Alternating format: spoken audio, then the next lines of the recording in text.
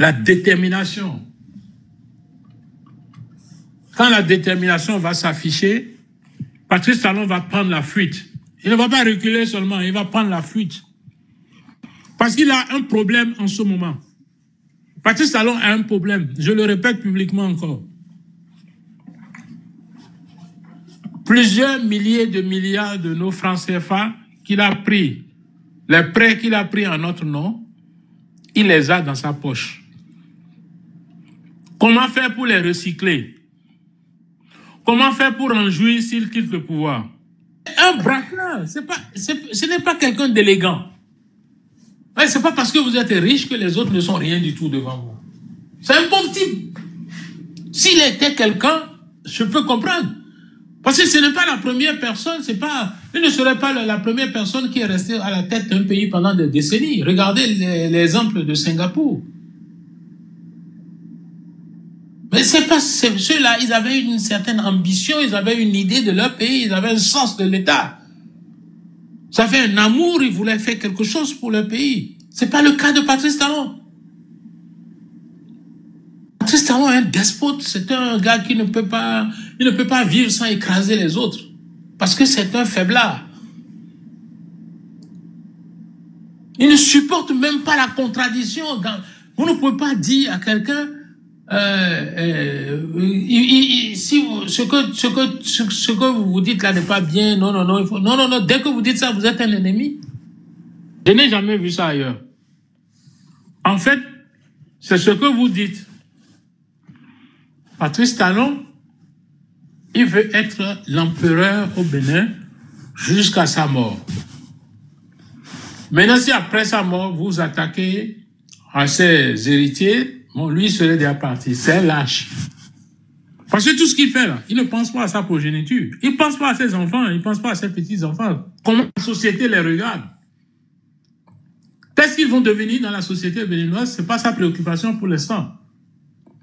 Il fait ce qu'on appelle en même temps. Mais ça, c'est son plan à lui. Il ne faut pas que nous, on perde toute notre énergie à ne parler que de ce que lui veut.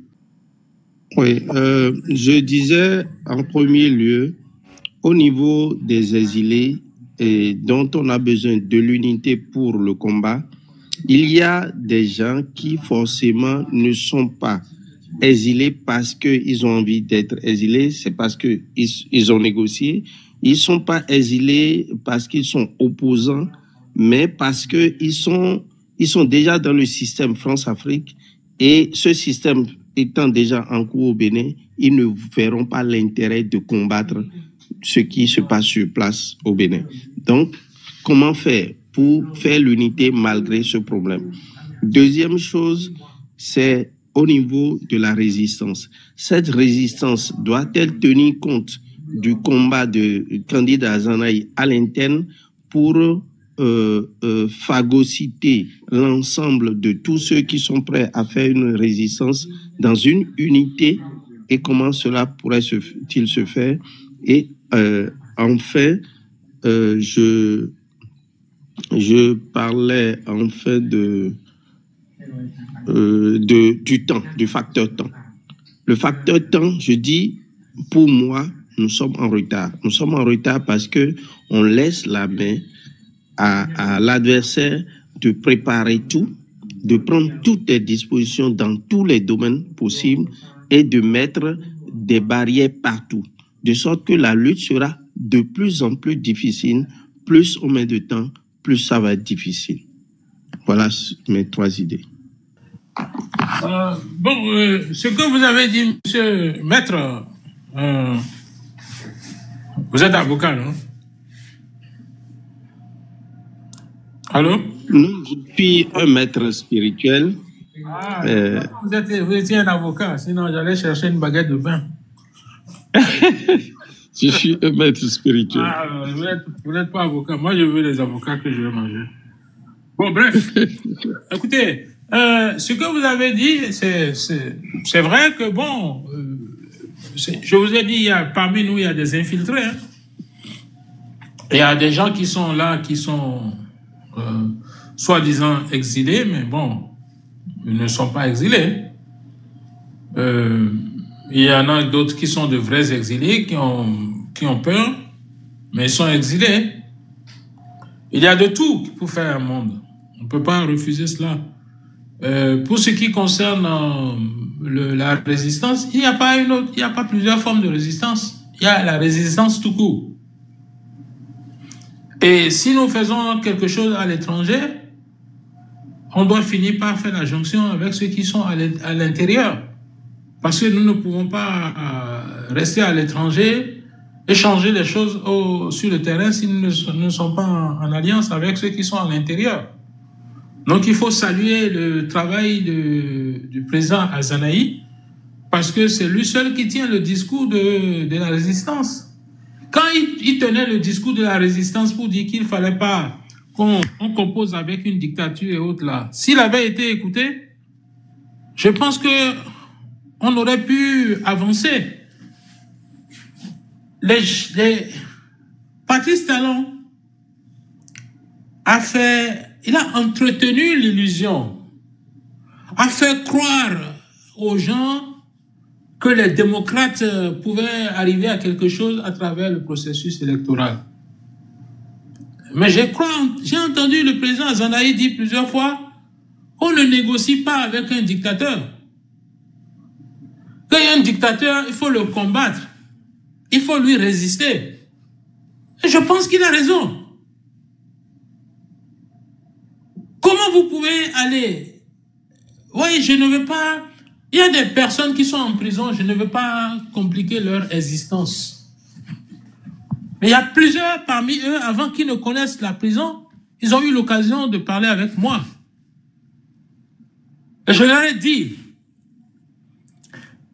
si vous composez avec Patrice Talon même à 10%, c'est comme si vous asseyez à table pour manger avec le diable. Le prix à payer est très élevé. Ils m'ont développé des théories intellectuelles de toutes sortes et autres là. Aujourd'hui, il y en a qui sont là-bas pour 20 ans. La plupart. Il faut résister à Patrice Talon sans réserve. Lui, il porte les coups, il ne réfléchit pas. Il ne fait pas attention. Ce n'est pas à nous de réfléchir quand on veut lui emporter. C'est une lutte à mort. Parce que il est prêt à n'importe quoi. Quelqu'un qui tire sur la foule, qui n'a même pas de remords, même quand il y a des innocents qui sont touchés, n'envoie même pas une phrase de compassion, d'empathie. Le nombre de morts qu'il y aura, ça ne le dérange pas.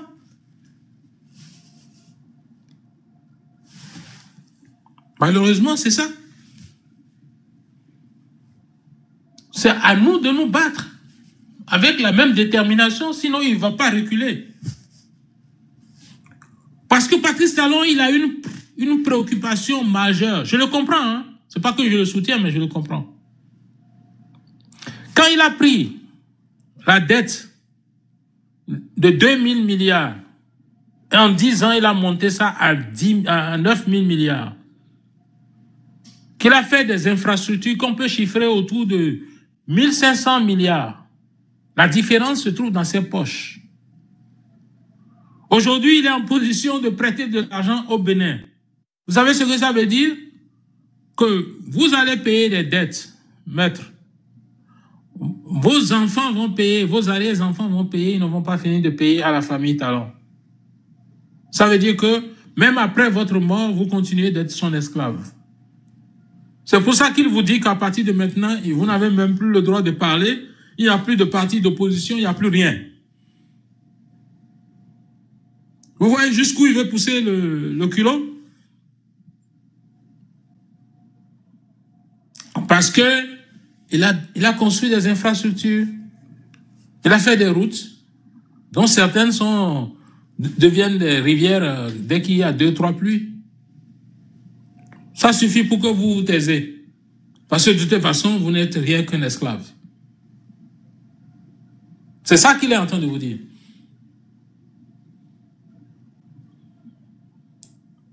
Je ne sais pas si quelqu'un de vous a déjà vu le poète africain là, qui a fait un sketch « Ils ne sont que des pauvres ».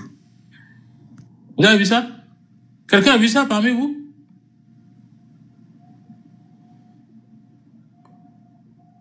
Allô? Moi, non. Vous n'avez pas vu ça? Non. Non.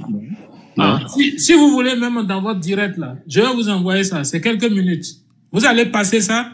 Parce que pourquoi je préfère cette interaction-là à des discours unilatéraux qui ne finissent pas, je fais des discours, je bavarde et autres. Je préfère vraiment, si quelqu'un a quelque chose à reprocher, la personne dit, s'il y a une question à poser, qu'on échange réellement pour qu'on se mette un peu, qu'on se rapproche nos points de vue, nos états d'esprit. Qui est ce que Sun Tzu a appelé dans l'art de la guerre, il a appelé l'unité de pensée. Parce que la guerre aussi, c'est de l'art. Ne vous faites aucune illusion. L'art de la guerre, ce qui a été développé par le chinois Sun Tzu, il dit ceci.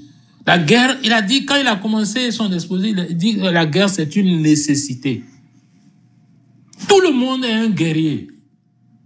Vous êtes sur le champ de bataille tous les jours. Dans votre vie quotidienne, vous êtes comme des guerriers. Vous vous battez. Sun Tzu développe la théorie de la guerre en s'appuyant sur 5 principes. Le premier principe, il dit c'est l'unité de pensée. Dans notre contexte, à nous ici, c'est une question c'est l'idéologie. C'est l'objectif commun. Notre cause commune. C'est ça le premier concept. Le deuxième, il a parlé de commandement. Le commandement. Il faut mettre en place un dispositif, un ordre pour savoir qui dirige l'opération, qui dirige le combat. La lutte que nous voulons mener là, qui va la diriger? Le troisième concept, c'est l'espace. Le cadre dans lequel nous allons travailler. Mais avant cela, il y a la discipline. C'est ça le troisième. Le troisième, c'est la discipline. C'est le quatrième qui est le concept, la discipline de groupe. Et en parlant de discipline, allez-y voir un exemple, ce qui s'est passé dans des petits pays comme Singapour et autres, là, la discipline. Le besoin le bien-être de la majorité, ça doit primer sur l'individu. Au Bénin, c'est chacun tire le drapeau de son côté.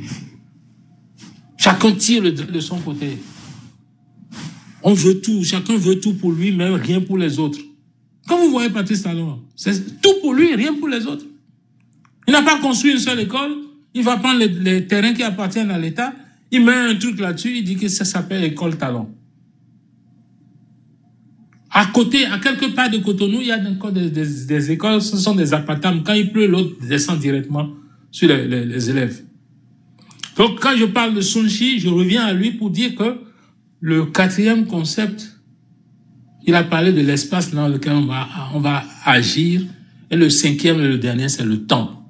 Le timing. Vous avez dit tout à l'heure que le temps, c'est quelqu'un qui a dit tout à l'heure que le temps passe. À quel moment il faut agir? Si vous agissez trop tôt, vous allez échouer. Si vous agissez trop tard, vous allez échouer. Il faut choisir le bon moment. Et tout à l'heure, n'oubliez pas, je vous ai dit que j'ai cité Winston Churchill en disant qu'il ne faut pas gaspiller une bonne crise. Je pense que Patrice Talon vient de lancer une crise. Il vient de lancer une bombe. Nous n'allons pas gaspiller cela. Il a lancé un défi. On va relever le défi. Et je sais qu'il va m'entendre. Qu'il sache que moi, Martin Rodriguez, je n'ai pas peur de lui. Je n'ai pas peur des lâches. Parce qu'il ne peut pas abîmer, détruire un pays comme ça s'il n'était pas un lâche. Quand on a le destin des hommes en main, on le gère différemment. C'est quelqu'un qui n'a pas le sens de l'honneur. Il n'a pas l'amour de la patrie. La pitié. Il n'a jamais traversé la route pour aller au CNHU qui est en face de son bureau. Mais il est content d'expliquer qu'il a réussi. Je ne sais pas qu'est-ce qu'il a réussi. En plus, c'est un Iran.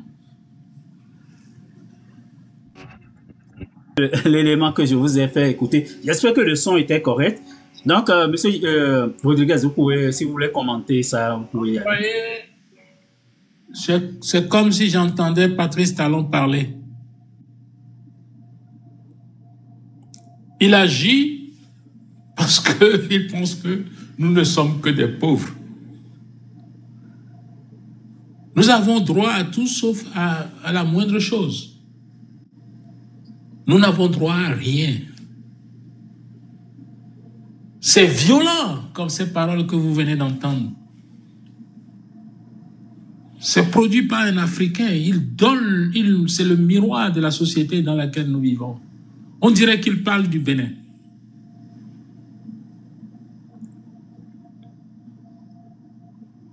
Est-ce que nous allons continuer à nous rester éparpillés, à nous soupçonner les uns les autres, au lieu de nous mettre ensemble, de prendre conscience que nous n'avons qu'un seul et un seul chemin à prendre? Celui de nous battre pour nos droits, les plus élémentaires. Moi, Patrice Talon m'a fait des propositions pour que je m'entende avec lui. Il dit, si nous deux nous mettons ensemble, il n'y a personne pour nous battre. Je lui explique que moi, c'est dans ma tête que ça ne passe pas. Mon esprit ne peut pas admettre ça. Il me demande si je suis prêt à perdre tous mes milliards pour mes idéaux. Je dis, mais je suis né, c'est ici que j'ai fait l'argent. Je ne suis pas rentré sur la terre avec de l'argent. Et je ne partirai pas avec ça non plus.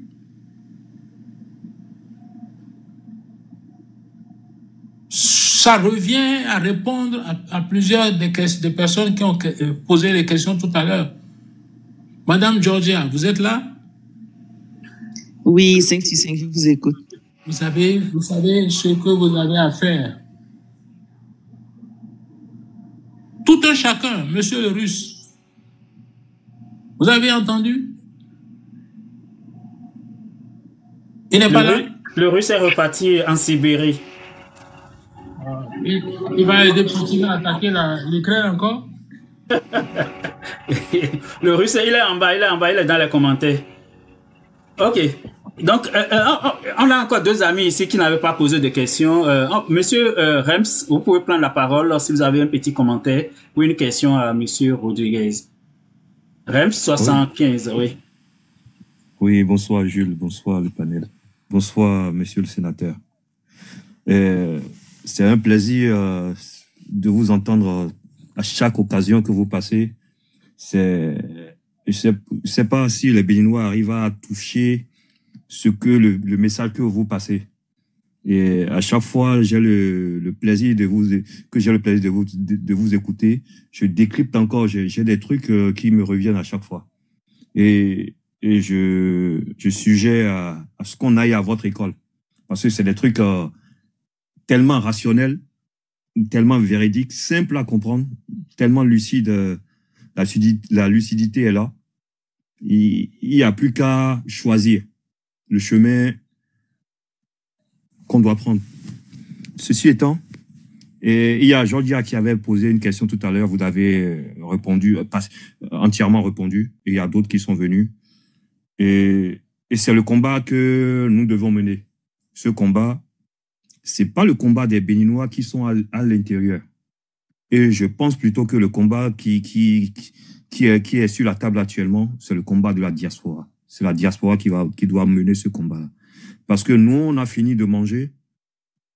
On ne pense pas à ce qu'on va manger le matin ou le soir.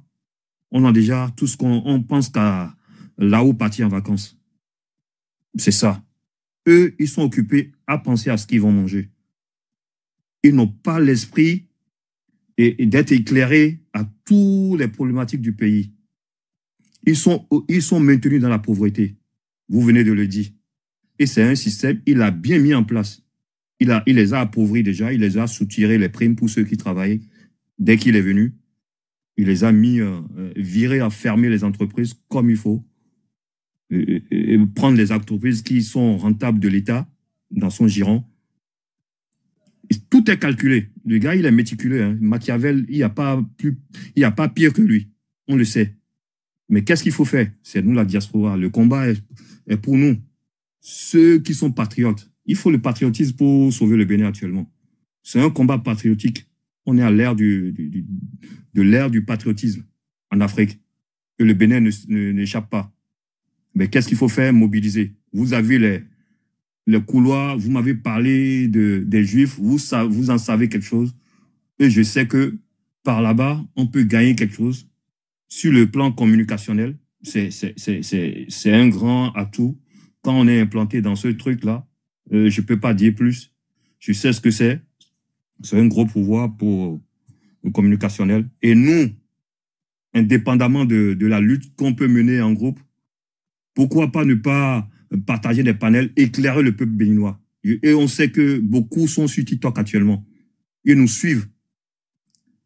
Il faut qu'on les éclaire. Actuellement, il y a je veux toucher un point que beaucoup laissent passer actuellement. Là, il nous a laissé une faille. Et il faut l'exploiter à chaque fois.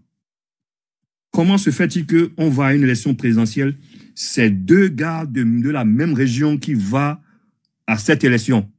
Il faut éclairer, il faut s'engouffrer. Il faut aller sur ce côté-là qui est inflammable, il faut aller dessus pour le contraindre, éclairer la population. Il nous laisse une brèche là. Côté communication, on s'engouffre dessus. Pourquoi pas exhorter tout le monde à aller dedans? Sensibiliser la population que pourquoi deux personnes de la même région vont à une élection présidentielle. Allez expliquer au peuple. Voilà, c'est des points qu'il faut communiquer. On sait que le peuple béninois n'aime pas ça. Quand il veut, c'est parce que c'est un truc, il n'a pas fait exprès, ben vous ne rendez pas compte, on rentre en plein dedans. Il faut l'exploiter. Voilà. Et qu'est-ce qu'il faut faire? Vous êtes là, qu'est-ce que vous en pensez? Voilà, c'est toute ma question ce soir. Merci à vous. Vous savez, il n'y a pas de crime parfait. Ce que vous venez de dire là, le criminel, il a beau être intelligent à son avis, il commettra une erreur. Vous avez suivi le braquage qu'il y a eu à Paris il y a quelques jours, qu'ils ont enlevé les bijoux. Ils sont allés au musée de Louvre pour voler les bijoux en pleine journée. Vous avez suivi ça, non? Non? Oui, bien sûr, ils ont commencé à arrêter les gens. Il y aura toujours des failles. Si nous nous organisons, vous aurez l'occasion d'avoir pitié de Patrice Talon. Je vous dis qu'il n'est pas intelligent. Il est méchant, cynique, mais il n'est pas intelligent. Il compte sur la peur des Béninois pour y arriver.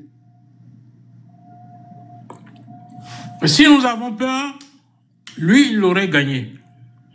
Mais il n'a pas gagné parce qu'il est fort. Il n'aurait pas gagné parce qu'il est fort. Il aurait gagné parce que nous sommes des peureux.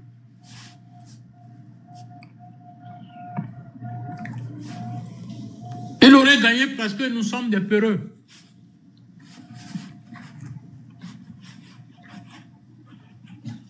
Donc, moi, je crois que la détermination, quand la détermination va s'afficher, Patrice Talon va prendre la fuite. Il ne va pas reculer seulement, il va prendre la fuite. Parce qu'il a un problème en ce moment. Patrice Talon a un problème, je le répète publiquement encore. Plusieurs milliers de milliards de nos francs CFA qu'il a pris, les prêts qu'il a pris en notre nom, il les a dans sa poche. Comment faire pour les recycler? Comment faire pour en jouir s'il quitte le pouvoir? Vous savez qu'aujourd'hui, la vitesse de l'information au XXIe siècle n'est pas la vitesse de l'information au XXe siècle. Je m'explique avec un peu plus de détails. Il y a de cela seulement 10, 15 ans, 20 ans, 30 ans en arrière, vous pouvez beaucoup plus facilement cacher de l'argent volé dans des banques avec des noms, des comptes secrets, des comptes numérotés, on appelle ça. Aujourd'hui, tout s'éclate à l'heure de l'Internet. Patrice Talon a volé notre argent, il a déposé ça dans les endroits comme les Seychelles et autres là. Il a déposé ça dans les pays où il pense que personne ne viendra, dans les pays du Golfe et autres là. Mais avec tout ça, il n'est pas tranquille. C'est lui qui a l'insomnie à l'heure actuelle. Comment faire pour jouir de tout ce qu'il a pillé en toute quiétude, et pour lui et pour sa famille? Les maisons des gens qu'il a arrachées, les trucs. Parce que la dernière fois, on était en train de parler de désignation de candidats. Patrice Talon allait inaugurer un terrain de golf. Vous pensez qu'il fait des réalisations pour les Béninois? Non. Il fait des réalisations pour des milliardaires qui peuvent venir d'ailleurs pour venir jouir, faire du Bénin une terre de jouissance. Donc, s'il ne contrôle pas le pouvoir absolu au Bénin, le pouvoir absolu, je n'ai pas dit le pouvoir tout court, absolu. Il ne veut plus de critiques, il ne veut plus de... Il a dit, dans leur projet, là, ils ont dit qu'il n'y a plus de contradiction de l'action gouvernementale. Vous savez ce que ça veut dire? Dès que quelque chose ne vous plaît pas et que vous parlez de ça, c'est comme leur fameuse harcèlement électronique. Vous vous retrouvez devant la criette et puis vous êtes en prison. On va vous distribuer ça comme l'Eucharistie. 5 ans, 10 ans, 20 ans, juste parce que vous avez parlé du roi. Patrice Talon n'est plus un être humain, il est supérieur à tout le monde selon lui. Et tout ça là, parce que nous sommes des peureux. Parce que nous ne sommes que des pauvres. Quand j'écoute le slammer de tout à l'heure, à chaque fois que je l'écoute comme si j'entends Patrice Talon parler. Vous vous rappelez de la séquence où Patrice Talon, devant les caméras, disait à Eric Moundete, vous êtes qui? Vous êtes qui? Pour qui vous vous prenez? Mais Eric est un être humain. Il est un être humain comme Patrice Talon est un être humain. Encore que s'il y a 2 voleurs, le plus grand de tous, c'est Patrice. Parce que lui, il s'est accaparé de ce qui ne lui appartient pas, il pense qu'il est devenu quelque chose. Ou bien parce qu'il est habillé en blanc. Un gars qui est aussi limité dans sa pensée, dans son intelligence. Dans son existence, il pense, il n'est rien du tout qu'un être humain, un mortel comme tout autre. Comment on peut regarder un être humain et lui demander, vous êtes qui? Mais je suis un être humain.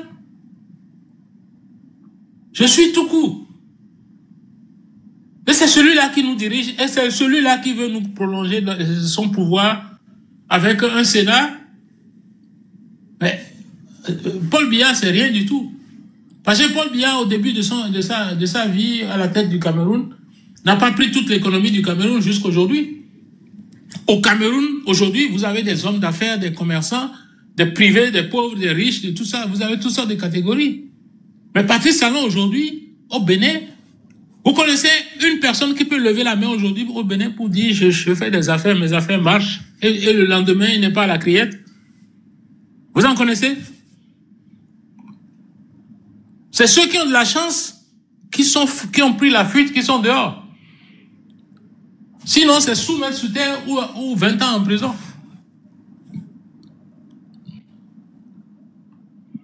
Il y a un pharmacien que je connais qui a aidé Patrice Talon. Il a financé sa campagne. Il lui a donné un prêt.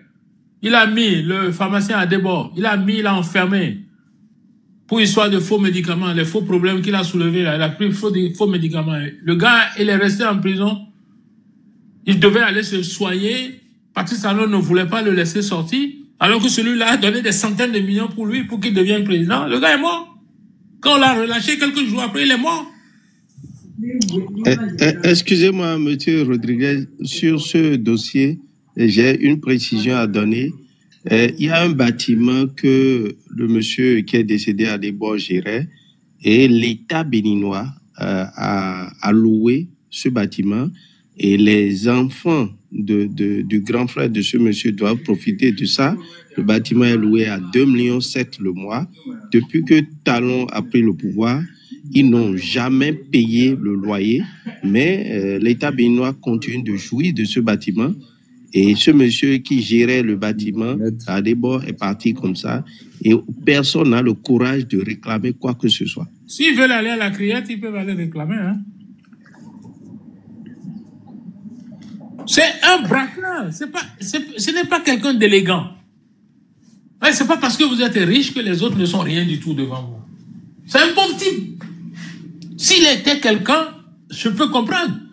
Parce que ce n'est pas la première personne, il ne serait pas la première personne qui est restée à la tête d'un pays pendant des décennies. Regardez l'exemple de Singapour. Mais c'est pas ceux-là, ils avaient une certaine ambition, ils avaient une idée de leur pays, ils avaient un sens de l'État. Ça fait un amour, ils voulaient faire quelque chose pour leur pays. C'est pas le cas de Patrice Talon. Patrice Talon est un despote, c'est un gars qui ne peut pas vivre sans écraser les autres. Parce que c'est un faiblard. Il ne supporte même pas la contradiction. Vous ne pouvez pas dire à quelqu'un si ce que vous dites là n'est pas bien, non, dès que vous dites ça, vous êtes un ennemi.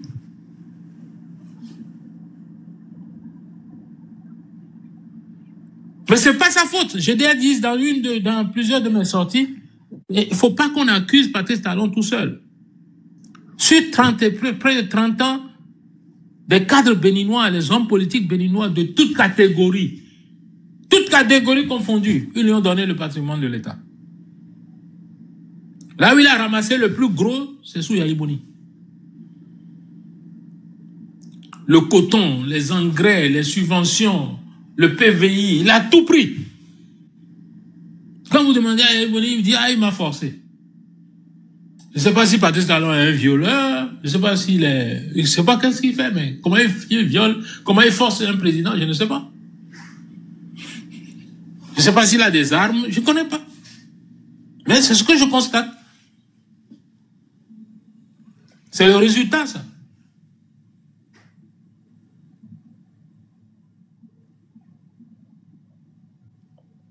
Je ne sais pas si j'ai répondu à votre question. Ok.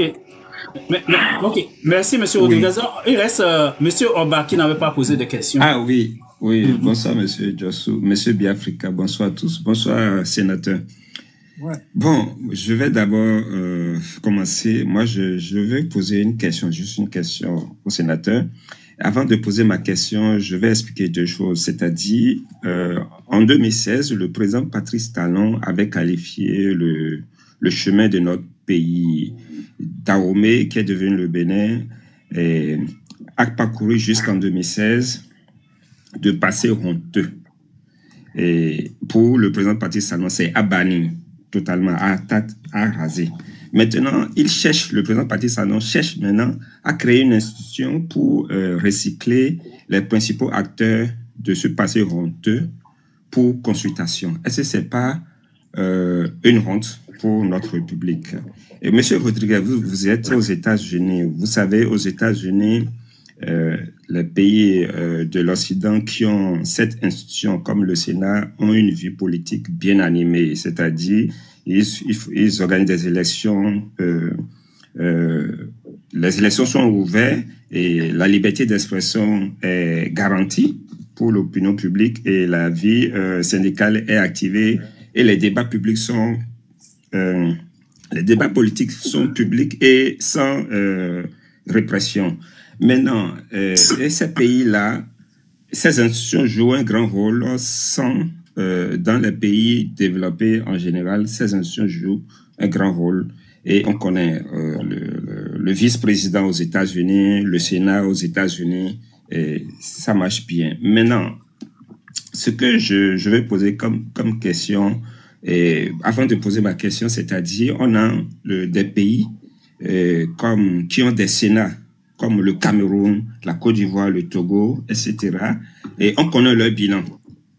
Est-ce que, monsieur le sénateur, est-ce que monsieur Patrice Talon ne veut pas nous imposer un régime dictatorial? parce que selon la révision de notre constitution au Bénin, ils vont siéger au Sénat limité à 90 ans et avec une dérogation exceptionnelle jusqu'à 95 ans. Donc, si le président Patrice Talon devient le président du Sénat, c'est qu'il peut rester jusqu'à sa mort. Donc, on connaît le bilan du Cameroun, on connaît le bilan des autres pays qui ont des sénateurs. Et est-ce que le Bénin, on ne nous impose pas un régime dictatorial, monsieur le sénateur? C'est votre question? Oui. À vie, hein, à vie. Comparer des choses qui sont comparables. Mm-hmm. Ce n'est pas parce que Patrice Talon appelle un machin Sénat que c'est comparable au Sénat américain. Non, je n'ai pas fait la comparaison. Non, vous avez évoqué le Sénat américain, n'est-ce pas? Bien sûr, bien sûr. Il n'y a rien à comparer là-bas. Bien sûr, bien sûr. J'ai dit c'est des institutions qui jouent un grand rôle dans leur pays, dans les pays développés. Bon. Quelqu'un a pris le pouvoir en 2016. A dit, je vais montrer qu'en 5 ans, on peut faire le job. Il a dit à son investiture. Il est allé dire ça à l'Élysée. Il a répété à plusieurs occasions. Et puis, subitement, ce n'est plus un mandat, c'est devenu 2 mandats. Et à la fin de son 2e mandat, il crée un Sénat. Quand vous lisez son projet, c'est quelque chose qui se trouve au-dessus et du Parlement et du gouvernement. Et là-dedans, pour une fois, je vois un Sénat où il y a le chef d'état-major de l'armée.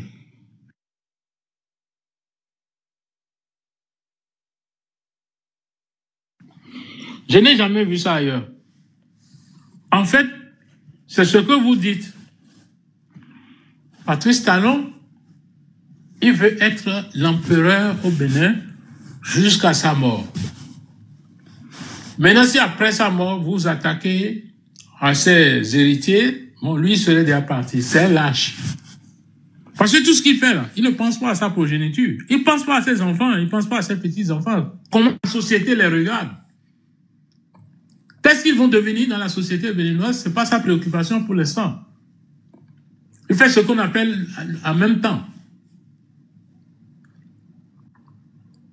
Mais ça, c'est son plan à lui.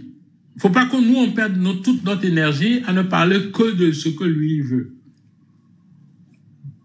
Levons-nous et résistons pour faire échec à son plan. Patrice Talon n'a dans l'ambition que pour lui-même.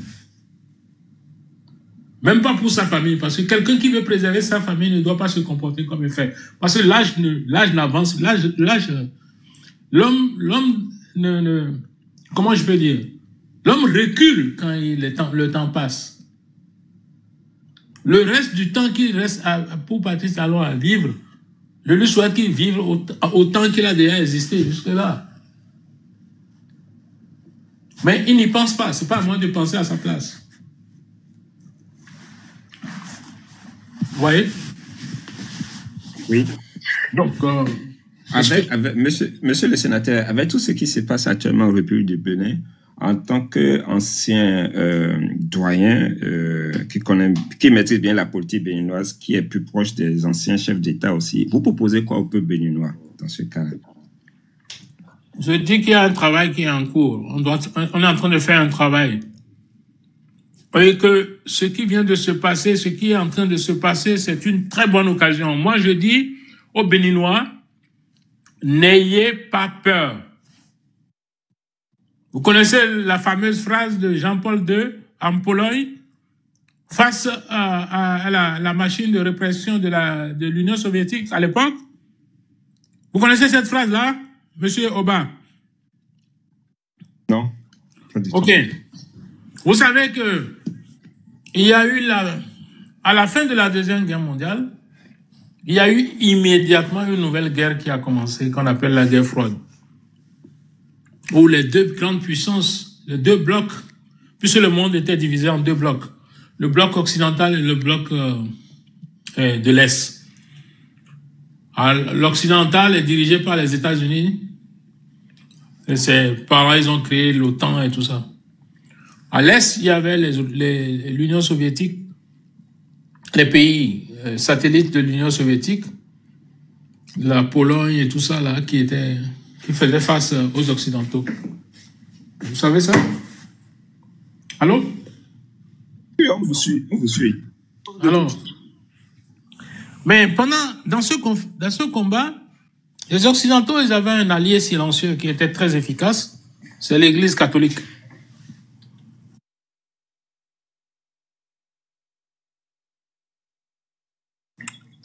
L'Église catholique a joué un rôle très important dans la guerre froide, qui a duré 45 ans. Vers la fin, quand il y a eu, vous avez entendu parler de Lech Walesa, le célèbre syndicaliste qui est devenu président, le premier président de la Pologne au lendemain de la guerre froide, de l'époque qu'on appelait le nouvel ordre mondial. Les Polonais, ils étaient face à la machine de répression de l'Occident quand ils voulaient créer la démocratie en Pologne. Ils avaient peur que l'Union soviétique envahisse, les Russes à cette époque, donc envahissent la Pologne, comme ils ont fait à Prague dans les années passées. Le pape Jean-Paul II, il était pape en ce moment. Subtilement, il a décidé de faire une visite à Varsovie. Et le message principal qu'il a porté aux Polonais face à la machine de répression est concentré en une seule phrase. N'ayez pas peur. Parce que si vous avez peur, en fait, vous rendez service à Patrice Talon. Il aime les peureux.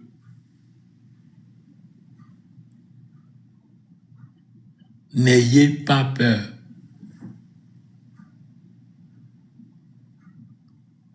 Il faut qu'on se batte, qu'il sente qu'il y a en face de lui, il y a des personnes déterminées. Et on verra qui va reculer. C'est lui. Exactement. Merci, monsieur le sénateur. Monsieur Biafrika, j'ai fini mes questions. Peut-être avec la permission de moi, je vais donner la parole à monsieur Vidasco qui n'a pas encore parlé. Donc les amis, j'ai dit tantôt que sur les 1200 environ, il y a 300 personnes qui sont abonnées. Donc on va restreindre le live pour les 300 abonnés là pendant quelques minutes, le temps que les autres s'abonnent aussi, parce que ce qu'on apporte, on apporte de l'information. Ce que vous pouvez nous donner en retour, c'est juste de vous abonner à nos chaînes et de nous encourager en tapotant ou en partageant le live. Donc, si vous n'êtes pas abonné, je vais restreindre le live pendant 15 minutes. Comme ça, ceux qui ne sont pas... Il ne faut pas restreindre le live. Laissez nos citoyens écouter les informations. Monsieur Jossou, je soutiens tous ceux qui sont à l'antenne. Vous avez ok, non, donc... Je vais me battre contre monsieur Jossou pour vos intérêts. Vous savez que je suis un combattant, non? Comptez sur moi. Ok, donc... non, mais il faut papoter pour soutenir sa chaîne. Il faut le soutenir parce que le travail qu'il fait, c'est un travail difficile. Je peux vous dire ça. Ce n'est pas... il y a beaucoup de gens qui ont rêvé de faire ça, ils n'ont même pas pu, parce que ce n'est pas facile ce qu'il fait. Vivre en Occident, travailler en Occident, se lever le matin à 5 heures pour aller travailler et faire ce qu'il fait là, ce n'est pas une question d'argent. S'il n'a pas l'amour de son pays, il ne peut pas faire ça. Donc, s'il vous plaît, moi aussi, je viens à son soutien. Comment vous appelez ça? Papoter. Non, il doit s'abonner aussi. Il doit s'abonner aussi. Mais non, okay.